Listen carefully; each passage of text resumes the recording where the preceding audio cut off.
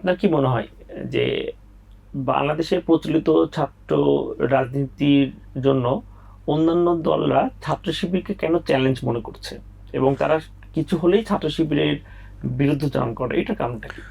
ওইটা হচ্ছে একটা বিষয়, হচ্ছে যোগ্যতার বিষয়। কারণ ওরা এই ব্যাপারে যোগ্যতা অর্জন করতে পারেনি, কিন্তু তাদের পথও চলতে হবে। এখানে এই আদর্শকে মোকাবেলা করার মতো তার কোনো উপকরণ নেই। এখন ওইটাকে মোকাবেলা করার জন্য ওরা এই রাস্তাটা বেছে নিয়েছে।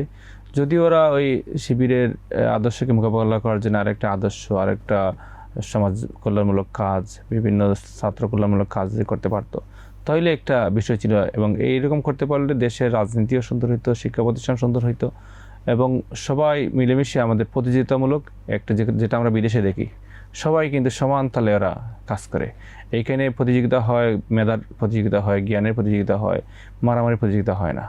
তো সেই জন্য আমাদের দেশ কেন এত নিচে আছে, আর ওদের দেশ এত উন্নত কেন?